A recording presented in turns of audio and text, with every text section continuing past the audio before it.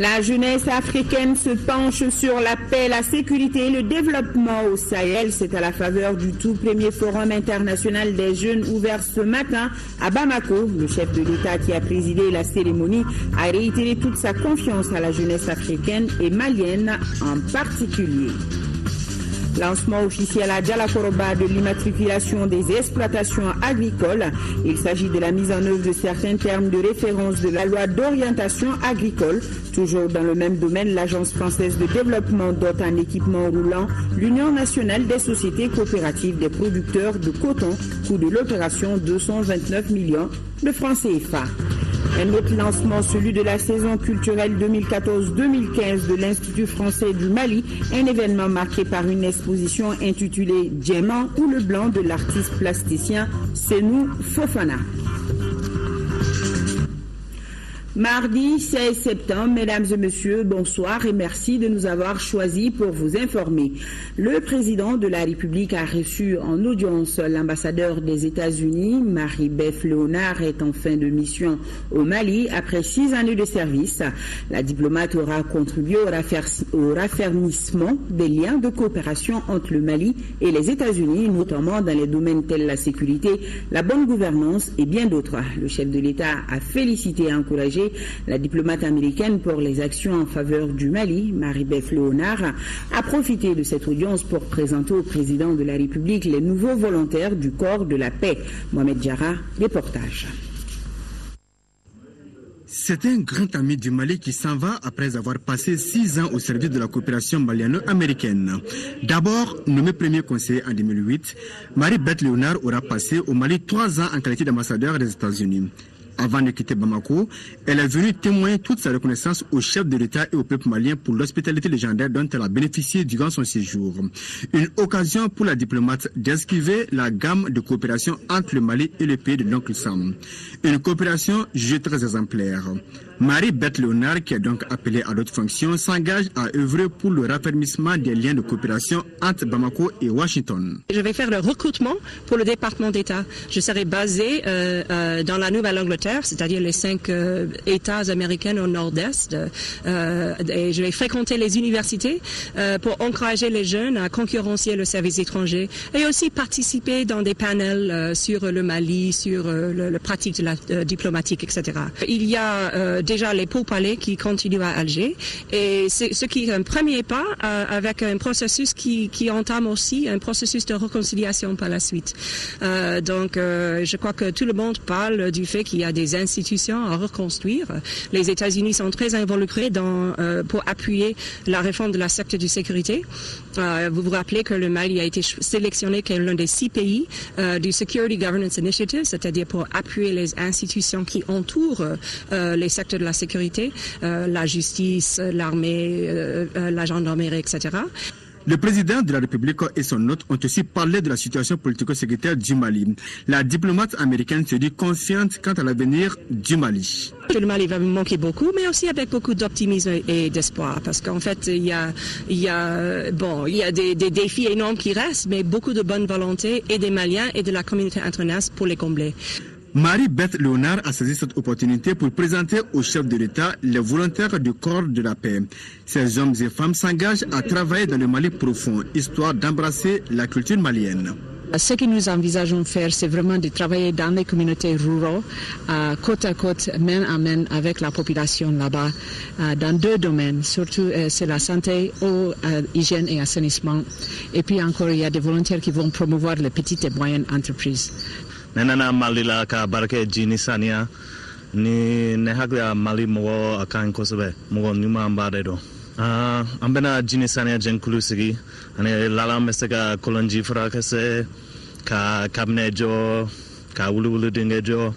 Le chef de l'État a salué l'ambassadeur des États-Unis pour le rôle combien important qu'elle a joué pour le renforcement des liens de coopération entre les États-Unis et le Mali. Bamako accueille depuis ce matin le tout premier forum international des jeunes.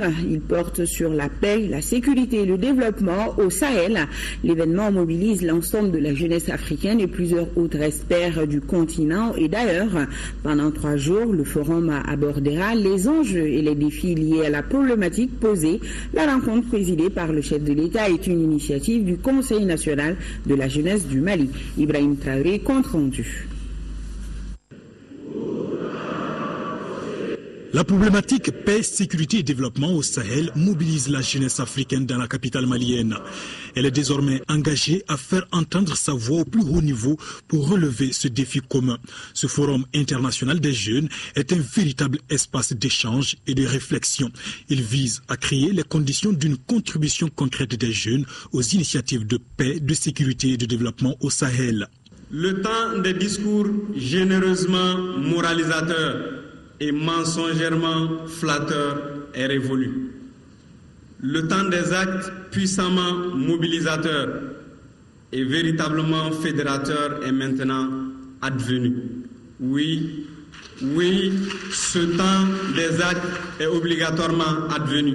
L'Afrique ne peut pas être une victime permanente de l'histoire, surtout quand elle est malicieusement écrite et subtilement orchestré par d'autres.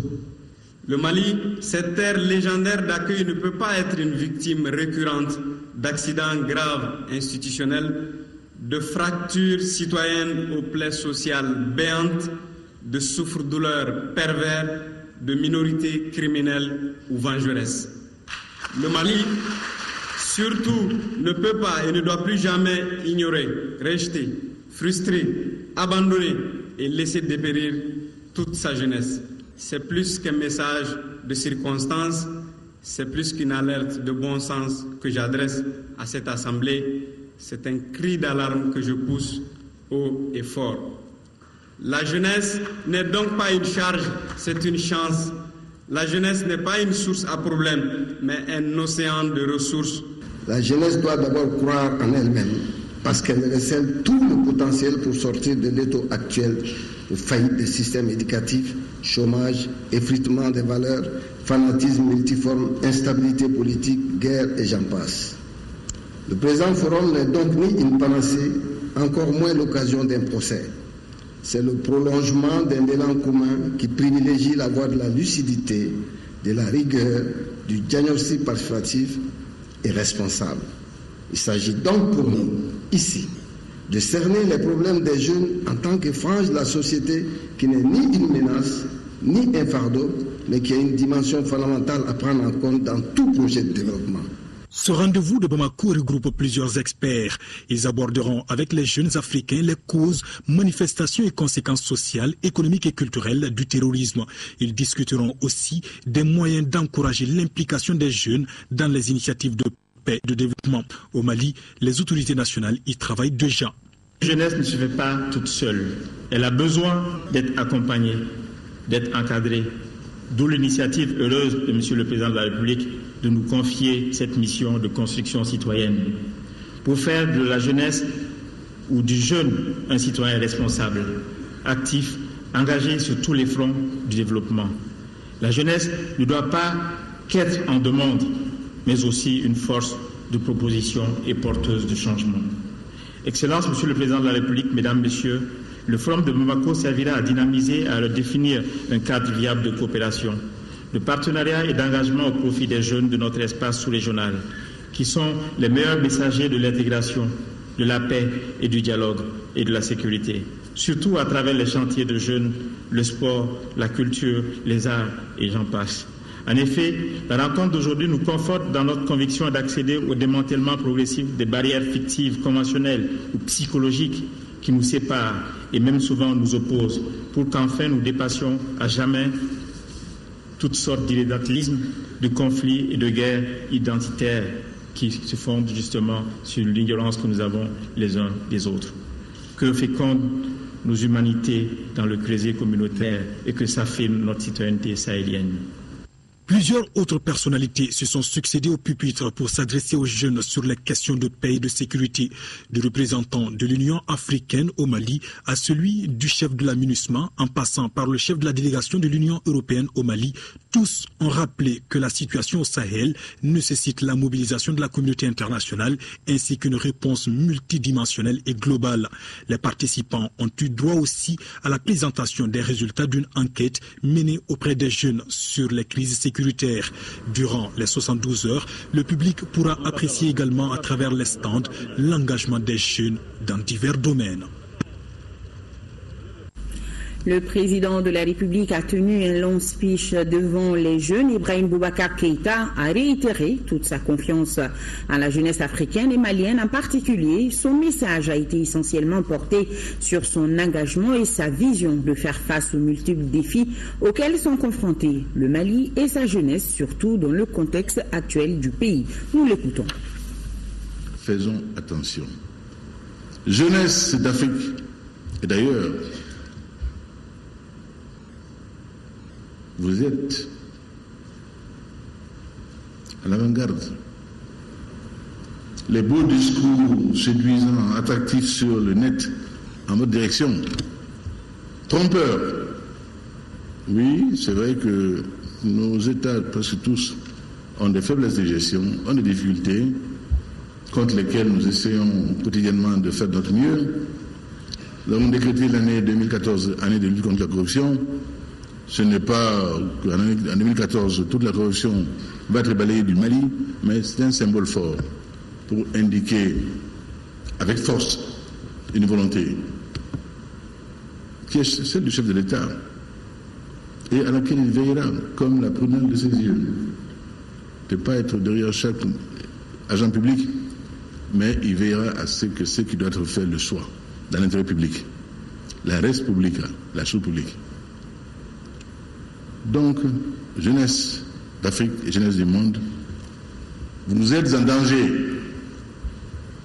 Quand on me donne le nombre, le chiffre de jeunes d'Europe, de nos différents pays, qui sont aujourd'hui sur le front irakien dans un combat qui n'est pas le leur, qui n'est pas le vôtre, mais attirés par des apprentis sorciers d'un autre temps, là est le danger. Là est le danger. Ensemble, nous pouvons et devons faire en sorte que tout soit perfectible, corrigeable. Mais de grâce, ne tombez pas sous le joug de ces nouveaux gourous qui n'ont qu'une ambition, celle de domination mondiale, de pouvoir absolu, qui se traduit au quotidien par la terreur qu'ils infligent aux paisibles populations qui n'ont que le malheur de se trouver sur leur route. Là est le danger. Il est également aussi une conjoncture mondiale peu favorable dans laquelle les échanges sont inégaux. Le combat pathétique d'un président Senghor, d'un président Houphouët en leur temps, sur la détérioration des termes de l'échange, au point que l'on s'engrossait, ça devient une sorte de ritournelle. Tout cela explique largement beaucoup de déficits aujourd'hui en matière de capacité d'emploi, de création d'entreprises.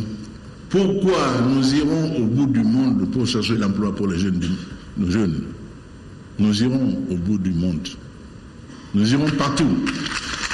Nous aurons des relations avec le monde entier, sans exclusive aucune. Sans exclusive aucune. Mais jamais nous méconnaîtrons ce que nous devons à tel ou tel pour notre être d'aujourd'hui. Mais cela est notre liberté entière. Cette jeunesse d'Afrique, rayonnante, intelligente, brillantissime,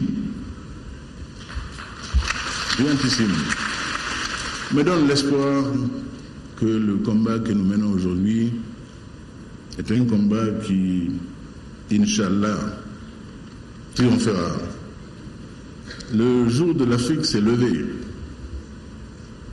Votre conscience aiguë des enjeux, votre volonté de vous former pour être parmi les meilleurs dans ce monde de l'excellence, où nul ne sera invité au banquet qui l'aura mérité. Foin que vous ayez été colonisé, d'autres l'ont été. D'autres l'ont été dans des conditions de servilité incroyables. L'Asie, j'en viens. Aujourd'hui, elle est debout, dans le vent, dans la tempête, elle avance.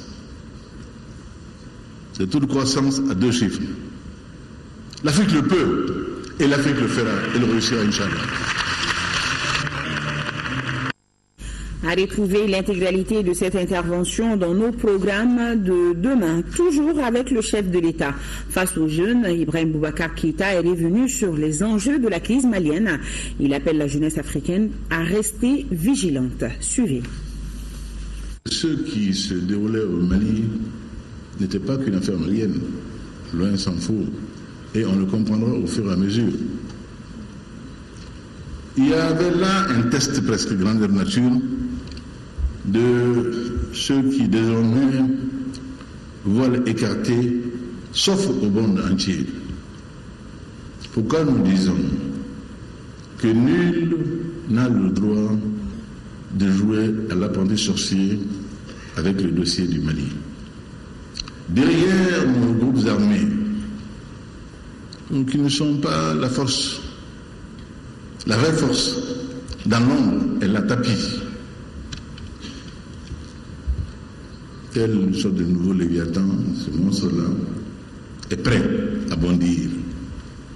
Et qu'à Dieu ne plaise, nous verrions là si certains dessins de calcul rapide et facile et qui n'a pas l'ingrédient de la situation actuelle se réaliser. Ceux que l'on voit aujourd'hui seraient vite balayés au profit de ceux qui vont installer le califat. Qu'à Dieu ne plaise. Et face à cela, le monde sera encore ahuri, abasourdi. Il en faudra d'autres conférences pour mobiliser et arriver à bouter cela hors de l'espace du monde. C'est cela l'enjeu. Il ne s'agit pas que du seul Mali. Le Mali a été la terre d'accueil de cela en raison de la faiblesse insigne de son État. Pourquoi nous ferons tout ce qu'il faudra pour conforter l'État au Mali. Toutes nos faiblesses, nous les corrigerons sans aucune espèce d'état d'âme. Tout est à faire. Tout. On l'oublie souvent. Et pourtant, que le chemin parcouru, tout en un bloc de défi frontal, immédiat, urgence absolue. Il faut sérieux, il faut prioriser, avoir la foi, veiller au cœur et dans l'âme pour avancer. Dans la tempête, dans les contrariétés, nul, se disant patriote, n'a le droit de se livrer à la défense et illustration de son ego. Seul le Mali compte. Seul le Mali devrait compter. Et la survie de ce Mali est condition de la survie générale de l'environnement. Notre quête de paix doit être comprise comme inébranlable et notre volonté de paix. Parce que simplement, sans la paix, rien ne sera possible. Il nous faut la paix à tout prix. Mais que l'on sache que nous connaissons un peu l'histoire contemporaine. Si toutes les velléités d'indépendance ou d'autonomie devaient se traduire par des concrétisations, où en serait le monde aujourd'hui? Le monde est riche d'exemples autour de nous. Donc, ne me demande pas de faire ce que tu n'as pas fait chez toi. Nul n'a intérêt aujourd'hui à affaiblir nos États. Nul. À retrouver donc l'intégralité de cette intervention du chef de l'État dans nos programmes de demain. Et ces propos étaient recueillis par Ibrahim Traoré, qui nous signale que juste après cette cérémonie, le président a animé un panel avec les jeunes. La thématique de l'événement, le chômage des jeunes en Afrique et la situation actuelle au nord du Mali, largement débattue par les panélistes. Nous y reviendrons dans nos prochaines éditions. Et juste après ce journal, vous pourrez suivre un poème déclamé en bamanankan par le président du CNJ. Autre lancement à Bamako, la rencontre des chefs traditionnels, leaders religieux et représentants des associations féminines venus des 8 régions du Mali et du district de Bamako. Durant 3 jours de travaux, ils vont parler de paix et de sécurité au Mali. Ils vont surtout partager la synthèse d'une étude sur la construction de la paix, une étude réalisée dans les régions de Gao, Tombouctou et Kidal et le district de Bamako. Ramata Konate. Paix, sécurité, développement, la trilogie est sur toutes les lèvres au Mali. Actualité oblige. Chefs traditionnels, leaders religieux, associations féminines, tous réfléchissent sur la question. On a essayé de voir comment il faut valoriser ces chefs traditionnels. Ils peuvent jouer un rôle de veille stratégique, un rôle d'accompagnement des autorités et un rôle également de mobilisation et voir comment ils peuvent collaborer aussi avec les organisations de femmes à la base et les forces armées et de sécurité. Les travaux de 3 jours sont aussi axés sur la sécurité et la prolifération des armes légères ainsi que la synthèse d'une étude sur la construction de la paix au Mali. Cette étude a été réalisée en décembre dernier dans les régions de Gao, Tombouctou, Kidal et le district de Bamako. Les participants passent également au peigne fin les rôles et responsabilités de la société civile dans la consolidation de la paix, les relations intra- et intercommunautaires au Mali, les fondements de l'islam, entre autres. Cet engagement et participation de la société civile sont très importantes pour le processus de paix au Mali. Une forte implication de la société est nécessaire pour que le processus de paix soit ancré au sein de la population malienne. Les organisateurs et les autorités fondent beaucoup d'espoir sur ce forum qui regroupe les participants venus de toutes les régions du Mali et du district de Bamako. Convaincus du fait que sans paix, il n'y a pas de développement, le ministère de l'Intérieur et de la Sécurité veillera particulièrement au suivi de la mise en œuvre des recommandations issues du présent forum. Ce forum s'inscrit dans le cadre de l'exécution du programme de renforcement des contributions de la société civile à la paix, à la sécurité et au développement. Et toujours en parlant de paix, notez que la 457e réunion du Conseil de paix et de sécurité de l'Union africaine s'est tenue ce matin au siège de l'institution à Addis Abeba. Il s'agissait pour les membres du Conseil d'examiner la situation au Mali et au Sahel.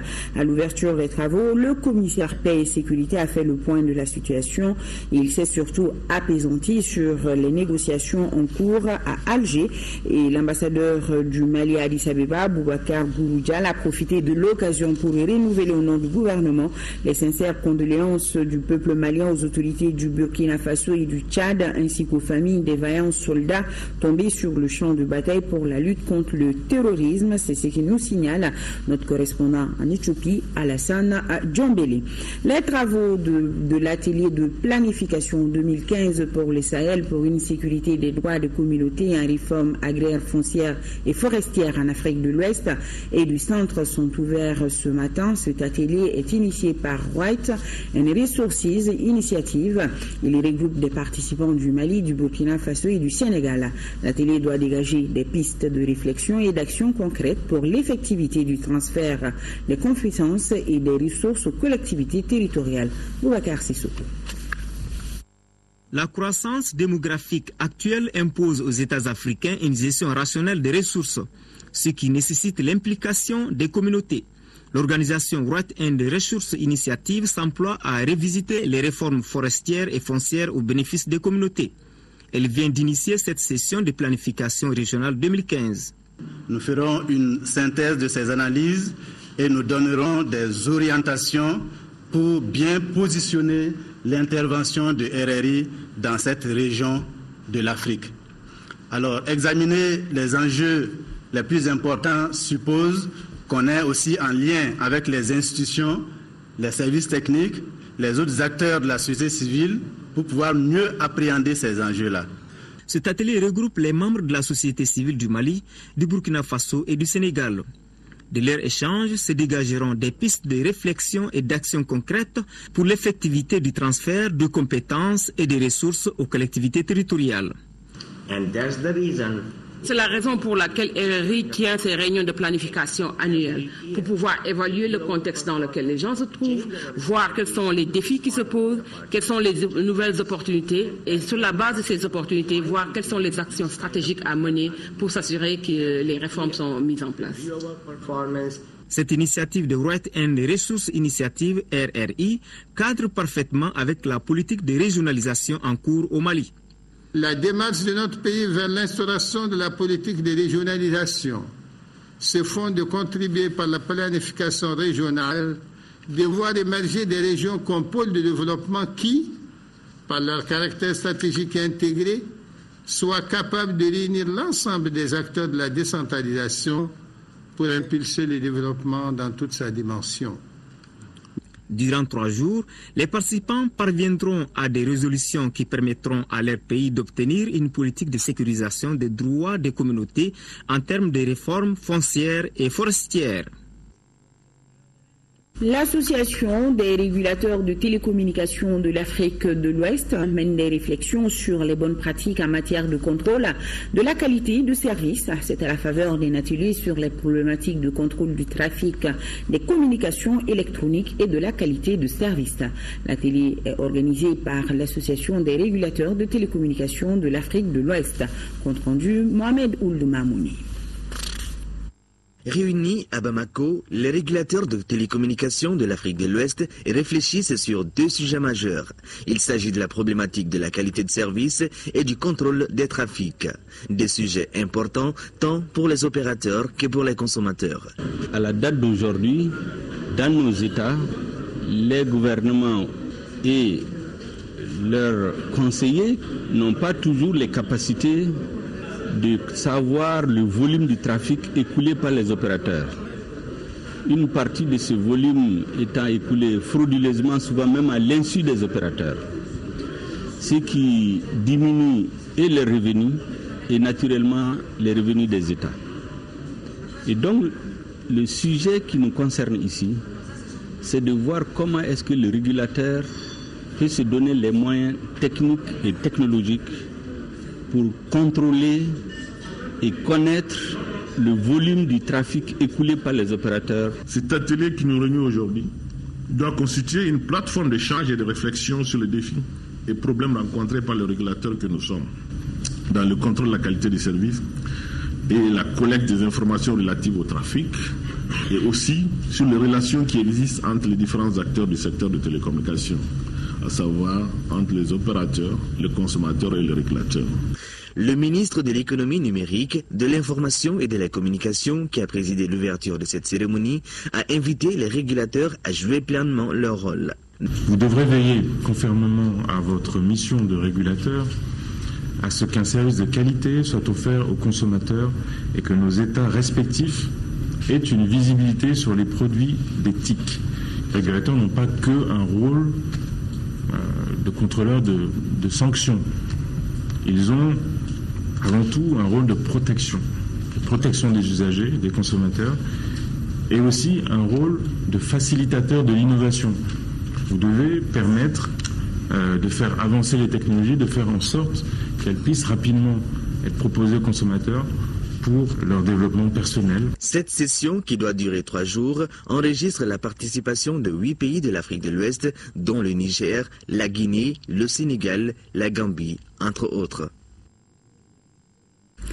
L'épouse du président de la République était en visite ce matin à l'Union malienne des aveugles. Keïta Aminata Maïga a profité de l'occasion pour faire don de plus de 8 millions de francs CFA à l'UMAV, une manière pour la première dame de venir en aide à cette structure qui rencontre beaucoup de difficultés dans la prise en charge des handicapés visuels. Khadija Toukmouné a suivi la visite.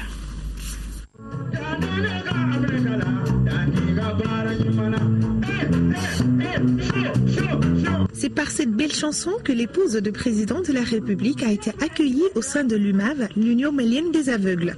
Keïta Aminata Maïga, après avoir offert des plats chauds à cette structure pendant le mois de Ramadan, a bien voulu faire le déplacement ce mardi matin pour s'enquérir des difficultés auxquelles sont confrontés les handicapés visuels.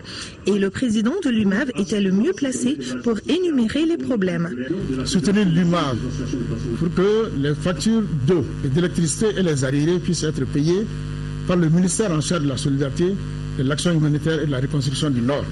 Votre soutien également auprès du ministre en charge de la santé pour que nous puissions épauler nos serpillères au niveau des structures hospitalières. Nous demandons également votre soutien auprès de son Excellence Monsieur le Premier ministre pour l'acquisition d'un mini-car pour pouvoir assurer le transport hebdomadaire des pensionnaires de l'Institut national des aveugles du Mali. Après l'accueil, une visite guidée à la société de production des aveugles du Mali a été accordée à Mme Keïta Aminata Maïga. À l'unité de fabrique de craie et de serpillères, les ouvriers, dont la majorité est aveugle, produisent plus de 200 000 boîtes de craie et 15 000 serpillères par an. Mais le principal problème rencontré ici est le non-écoulement des produits fabriqués. Le même problème a été évoqué dans l'atelier de confection de table-banc. Les hôtes du jour ont également visité l'internat de l'UMAV. Avec ses 202 pensionnaires filles et garçons, ce bloc manque d'électricité et de matelas. Ensuite, les jeunes règles de l'ordinateur ont émerveillé l'assistance par leur savoir-faire. Dans l'atelier optique qui existe depuis 1988, l'UMAV confectionne des verres correcteurs. Mais avec un manque de commandes, l'unité n'arrive pas à se prendre en charge. Juste à côté, à l'unité d'ophtalmologie, Dr Fatou Silla, ophtalmologiste pédiatre, et ses collaborateurs travaillent bénévolement depuis plus de 5 ans pour aider les enfants non-voyants et malvoyants à avoir des soins appropriés. Cette unité arrive à prodiguer des soins grâce à certains partenaires, mais elle manque de matériel et de médicaments. Ici, sur le terrain de foot de l'UMAV, regardez. Très impressionnant. L'épouse du président de la République a saisi cette occasion pour faire un don de plus de 8 millions de francs CFA à l'UMAV. Le don est composé de riz, de sucre, d'huile, de mil, de matelas et de produits sanitaires. Pour Keïta Aminata Maïga, il faut unir les forces pour venir en aide à l'UMAV. C'est une structure qui mérite toute notre attention, qui a divers volets d'études, de prise en charge de la santé, de l'enfant, des adultes, de l'insertion des handicapés. Et les autorités devraient encore plus dégager, plus de fonds. Parce que ce n'est pas seulement pour des handicapés, parce que même ceux qui ne sont pas handicapés sont là à l'UMAV, étudient à l'UMAV, travaillent à l'UMAV. Vous avez vu que tout ce que peut faire un handicapé, surtout un handicapé visuel. Nous venons d'assister à un match de foot. Personne ne l'aurait imaginé, mais enfin bon, en tout cas ils l'ont fait. Et ils le font bien pour leur développement. Nous sommes ensemble. Moi je ferai de mon mieux, mais comme on dit toujours, on ne peut donner que ce qu'on a. En tout cas, je ferai le plaidoyer parce que c'est un peu mon rôle. Je remercie tous les partenaires. J'en appelle encore à leur bon cœur qui s'impliquent dans votre tâche. J'en appelle aux opérateurs économiques du pays parce que je crois que on a tous, chacun, un handicapé chez soi. On pense que ça n'arrive qu'aux autres, mais ça peut vous arriver. Donc j'en appelle au bon cœur des opérateurs économiques qui viennent visiter l'UMAV et qui s'y impliquent. Parce que bon, c'est vraiment un modèle d'insertion de l'handicapé. Avant de prendre congé de ses amis du jour, l'épouse du président de la République a écrit un mot d'encouragement dans le livre d'or de l'Union malienne des aveugles. Le forum sur les stratégies, la programmation genre et les mécanismes de financement des interventions pour l'égalité hommes-femmes au Mali a débuté ce matin. Ce forum a pour objectif de discuter de la place du genre et de l'égalité des sexes dans la programmation d'ONU Femmes pour le Mali. Le reportage de Rachel Tessougué. Ce forum devra permettre aux participants de partager les expériences sur l'opérationnalisation du concept genre dans les interventions humanitaires et les actions de développement au Mali. Cette session met surtout l'accent sur l'appui de ONU Femmes afin de matérialiser le rôle que les femmes pourraient jouer aux côtés des hommes pour le développement socio-économique de notre pays. ONU Femmes fonde un véritable espoir dans cet échange afin que la bonne gouvernance devienne une réalité au bénéfice de la réduction des inégalités entre les hommes et les femmes. Au cours de cette session, il sera également question de la place stratégique du ministère de la Femme, de l'Enfant et de la Famille dans la mise en œuvre de la politique nationale genre. La politique nationale genre, adoptée en 2010 en Conseil des ministres, constitue la feuille de route. Elle vise à engager l'État et toute la société à améliorer l'impact des politiques publiques afin que les Maliennes et les Maliens puissent développer leur plein potentiel et contribuer au bien-être collectif tout en étant des citoyennes et citoyens égaux en droits et en devoirs. Un autre sujet important de ce forum, c'est le rôle des organisations de la société civile dans le processus de réalisation de l'égalité de genre au Mali. Dans le cadre de l'organisation de l'élection législative partielle dans la circonscription électorale de Yorosso, le ministre de l'Intérieur et de la Sécurité rappelle aux partis politiques et candidats indépendants que la date limite de dépôt des candidatures est fixée au 18 septembre 2014 à minuit. Dans le cadre de la mise en œuvre de certains termes de référence de la loi d'orientation agricole, le ministre du Développement rural a procédé ce mardi au lancement officiel de l'immatriculation des exploitations agricoles. La cérémonie s'est déroulée à Djalakoroba, à 40 km de Bamako, en présence de Siratigi Traoré. Ce 16 septembre fera date dans l'histoire agraire du Mali. En effet, il marque le lancement officiel de l'exercice d'immatriculation des exploitations familiales. Le résultat recherché est l'identification et la localisation de l'exploitation, l'acquisition par l'exploitant d'une carte professionnelle, la facilitation de l'élaboration des plans de développement. Au-delà de ces avantages, l'exercice vient ainsi renforcer les données statistiques en général et celles agricoles en particulier. Le gouvernement de la République du Mali, sous l'autorité de son Excellence le président Ibrahim Boubacar Keïta, s'est résolument engagé dans la transformation de l'agriculture par une politique volontariste de modernisation des exploitations agricoles. Et donc il y a deux initiatives que nous avons engagées en même temps. La première, c'est le recensement général agricole, couplé avec le recensement des cheptels, avec identification des animaux, dont la phase expérimentale est en cours. Et la deuxième, c'est cette action majeure d'immatriculation des entreprises agricoles, qu'elles soient aussi entreprises familiales ou les grandes entreprises modernes. Si on ne connaît pas le nombre de nos exploitants, de nos exploitations, on ne peut programmer rien de viable en termes vraiment donc d'accompagnement, d'appui conseil aux exploitations agricoles. Véritable outil d'aide à la prise de décision, l'immatriculation concerne l'ensemble des composantes de l'agriculture, à savoir l'élevage, la pêche, la foresterie et la production agricole. Pour le président de l'APECAM, l'exercice doit bénéficier de l'adhésion de tous les producteurs. Je veux que tous les Maliens nous accompagnent à cet enregistrement-là, vu l'importance de cet enregistrement.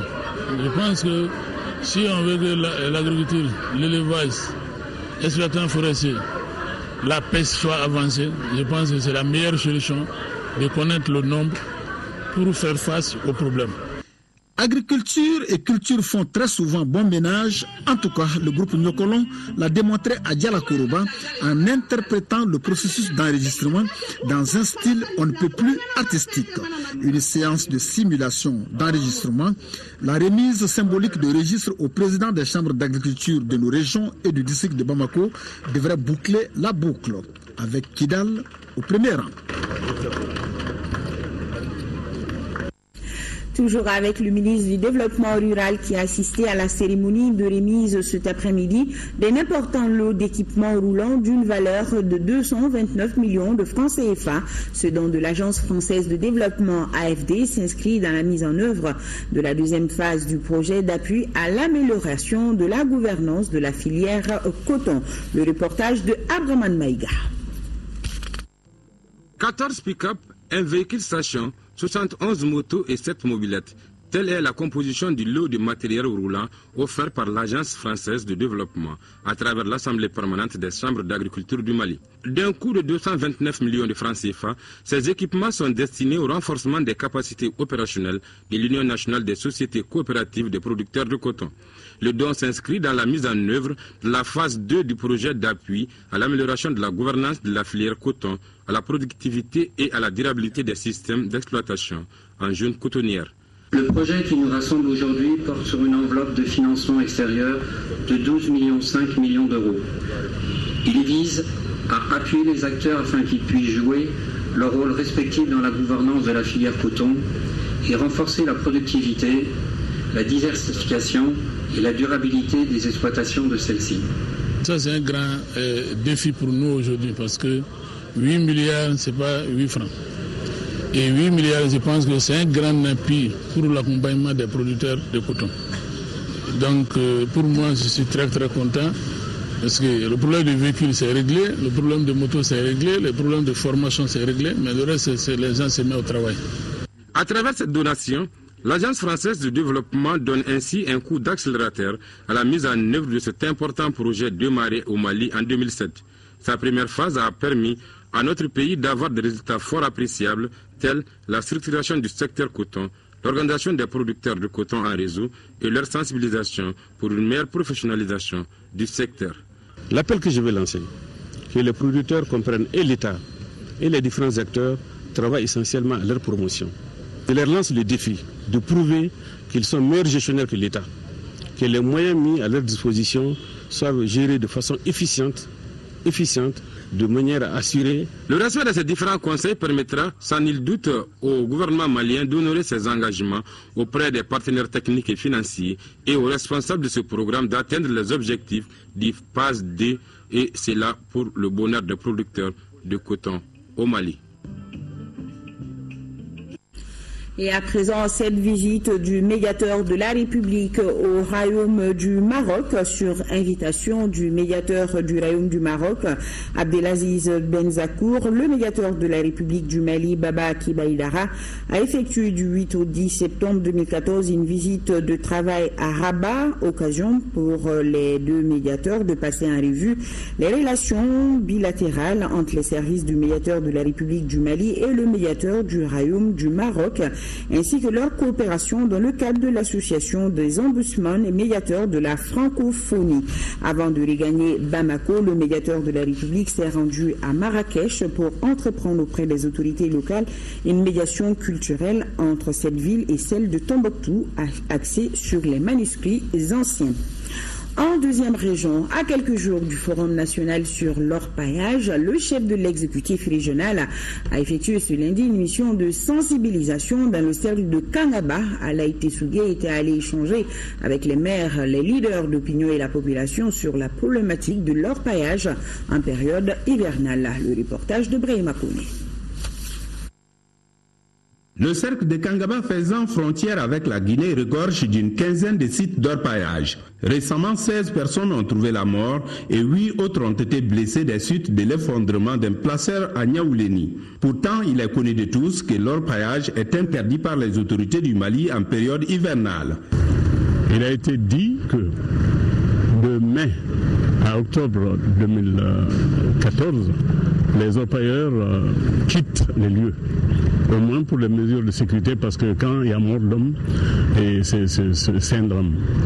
Mais malgré tous ces conseils sages qui ont passé, malgré toutes ces consignes qui ont passé, Et le désordre est vécu sur ces sites miniers. Et c'est pour cette raison qu'il y a eu cet effondrement qui a connu la mort de 10 Guinéens et de 6 Maliens. Les autorités sanitaires et administratives estiment que la ruée vers les zones aurifères de Kangaba peut entériner l'évolution du virus hémorragique Ebola et bien d'autres maladies transmissibles. Cela nécessite donc le renforcement du dispositif sanitaire contre l'Ebola, même si aucun cas n'a été déclaré dans notre pays. Il y a un arrêté ministériel qui interdit l'orpaillage pendant l'hivernage. Nous sommes revenus là-dessus pour leur dire que cette interdiction reste valable.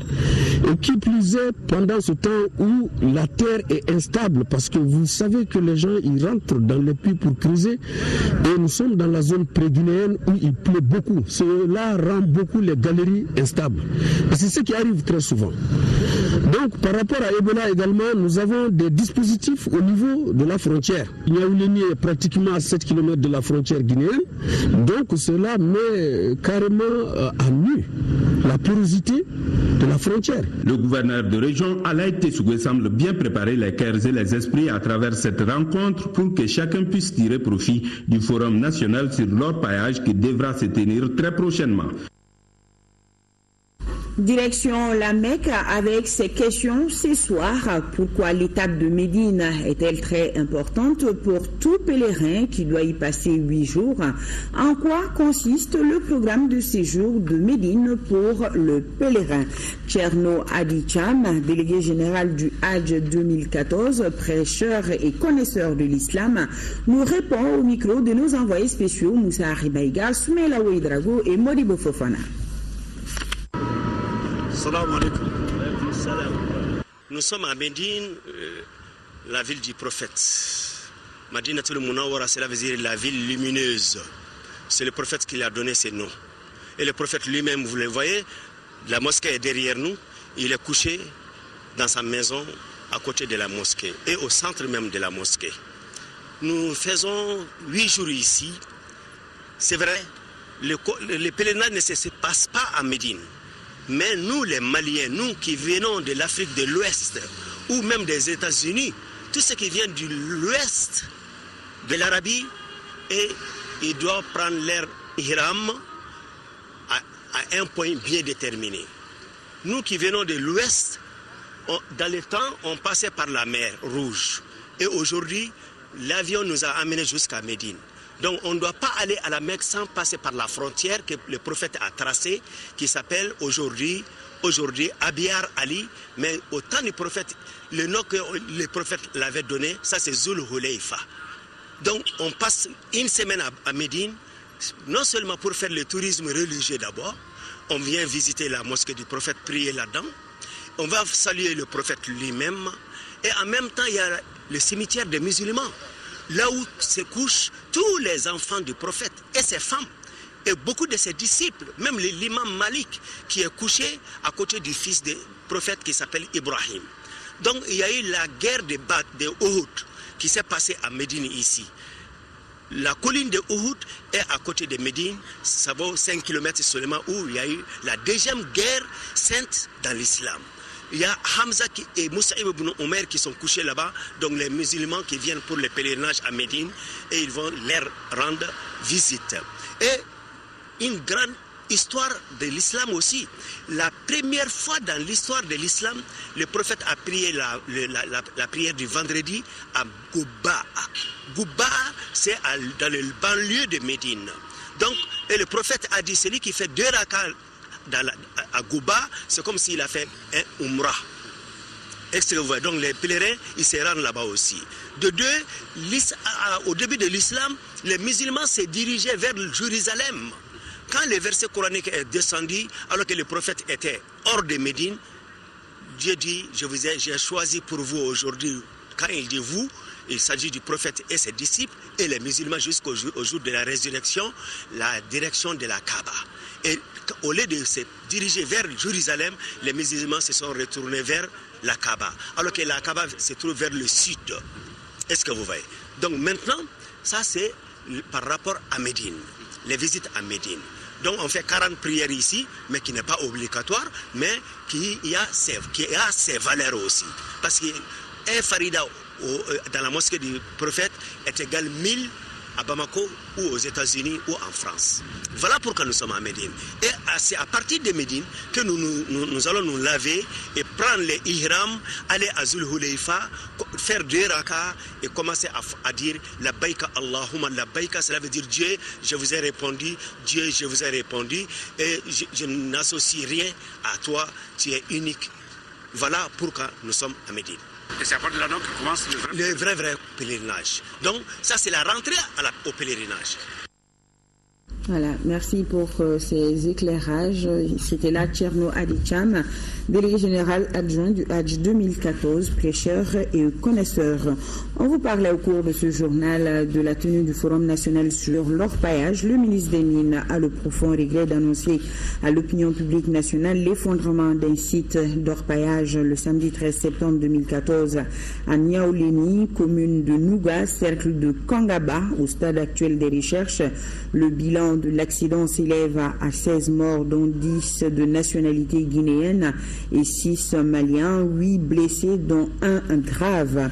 En cette douloureuse circonstance, le ministre présente ses sincères condoléances aux familles éplorées et en appelle à la population, aux leaders communautaires et aux autorités locales l'observation stricte des dispositions de l'arrêté interministériel numéro 2014-1663 MMNIS MEEA MDV du 6 juin 2014 portant interdiction de l'activité d'orpaillage pendant la période hivernale au Mali, dont le respect permet d'éviter de tels drames.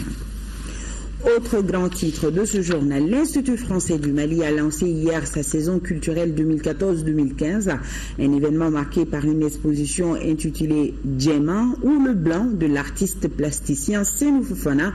Au cours de la cérémonie, la nouvelle directrice déléguée de l'Institut qui a pris fonction a été présentée au monde de la culture. Retour sur cette soirée de lancement avec Modibo Soari. Après 3 mois de vacances, l'Institut français du Mali reprend du service avec de nouvelles ambitions et une nouvelle directrice. Ces prochains mois, l'Institut français du Mali vous propose une programmation riche en événements culturels et artistiques à destination de tous les publics. La musique, le théâtre, la danse, la mode, les arts plastiques, la littérature, le débat d'idées rythmeront nos semaines à venir. Celle qui conduira désormais l'Institut nous vient tout droit d'Haïti où elle a cumulé des expériences en matière de gestion culturelle. Nouvelle équipe, nouvelle programmation, mais consolidation du lien de fraternité avec le Mali. Voilà, vous avez vu, c'est une programmation à la fois malienne, française, le mélange entre nos deux cultures, et on est fiers de porter ce mélange ici entre nos deux cultures.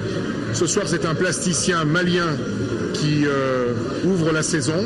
On a aussi une nouvelle directrice, Madame Mikaeli, qui arrive. Voilà. L'Institut français redémarre ses activités. Et ce que je voulais dire, c'est aussi important, c'est aussi le retour à la normale. Cette nouvelle saison démarre aussi avec le vernissage de l'exposition de Senou Fofana baptisée Djema, ou le blanc comme symbole de la paix. Dans cette expo, l'artiste nous fait voyager à travers ses couleurs intenses, ses traits précis et le caractère à la fois si fort et si unique qui émane de ces tableaux. Quand vous voyez les titres de mes tableaux, ça part de plein d'amour, d'exil, des trucs comme ça. Tout ça c'est dû à certaines choses que je ne souhaite pas que ça se répète dans notre pays. Ici, une vingtaine de tableaux sont exposés. Des œuvres dominées par un blanc lumineux comme les rêves de paix de l'artiste pour son pays, le Mali. Un plan profond selon l'auteur mettant en exergue ces plaques de métal frappées qui révèlent des expressions, des impressions, des sentiments. Et puis, apparaît ça et là sa dernière trouvaille faite de briques et de brocs, de cordes et de graines, de bois et de fer. En voyant les tableaux, c'est les histoires qu'on voit en premier que les beaux-arts. Le mélange des matières entre le métal, l'acrylique, les toiles est magnifique et je suis ravie d'être là.